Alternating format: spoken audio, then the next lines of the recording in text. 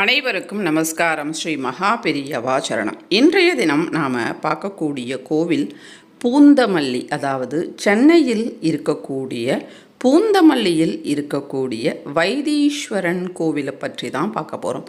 இங்கே இருக்கக்கூடிய மூலவர் வைத்தீஸ்வரன், அம்பாள் தையல் நாயகி. இது சென்னையில் இருக்கக்கூடிய நவக்கிரக ஸ்தலங்களில் இது செவ்வாய் ஸ்தலமாக கருதப்படுகின்றது.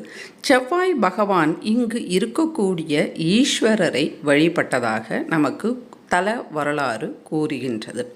அது மட்டும் இல்லாமல் இங்கே புஷ்கரணியும் உள்ளது, அதாவது குளமும் உள்ளது. இந்த கோவிலில் பிரதோஷம் மிகவும் சிறப்பாக நடைபெறும்.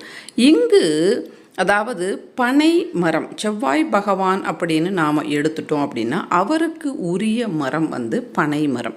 அந்த பனை மரத்துக்கு கீழே செவ்வாய் பகவானினுடைய பாதம் இந்த கோவிலில் இருக்குது. அதனால்தான் இது செவ்வாய் ஸ்தலம் அப்படின்னு சொல்லும்போது செவ்வாய் பகவான் அங்கு இருக்க மாட்டார்.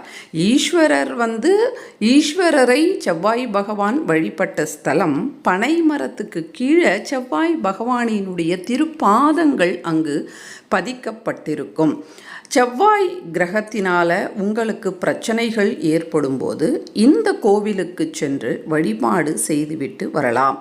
நோயால் அவதிப்படுபவர்கள் இந்த கோவிலுக்கு சென்று வழிபாடு தொடர்ந்து செய்து கொண்டு வந்தால் நிச்சயமாக நிவாரணம் என்பது நடக்கும்.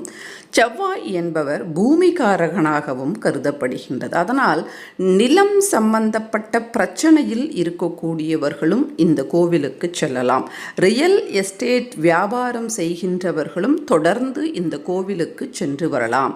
இங்கு இருக்கக்கூடிய அம்பிகை தையல் நாயகி என்று சொல்லப்படுகின்ற பார்வதி தேவி. இங்கு ஆதிசங்கரர் சன்னதியும் உள்ளது, வழித்துணை விநாயகர் சன்னதியும் உள்ளது. ஆதிசங்கரர் இங்கு 3 ஸ்ரீ சக்கரங்களை, அதாவது 3 சக்கரங்களை இங்கு பிரதிஷ்டை செய்து இருக்கின்றார். மிகவும் அற்புதமான, மிகவும் பெரிய கோவில் இது. 1000 ஆண்டுகள் பழமையான ஒரு அற்புதமான கோவில் அப்படின்னு சொல்லலாம். கோபுரங்கள் அது மட்டும் இல்லாமல் கோபுரத்திற்கு கீழே நிறைய சிலைகள் வடிச்சிருக்கிறாங்க.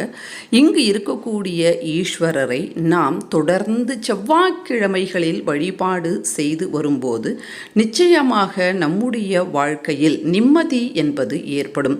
செவ்வாய் தோஷம் என்பதும் சிலருக்கு இருக்கும். அப்பேற்பட்டவர்களும் இந்த கோவிலுக்கு தொடர்ந்து சென்று வழிபாடு செய்யும் போது அந்த தோஷத்தில் இருந்து நிவாரணம் ஆகலாம். திருமணம் ஆகாதவர்களும் இந்த கோவிலுக்கு செல்லும்போது நிச்சயமாக திருமணம் என்பது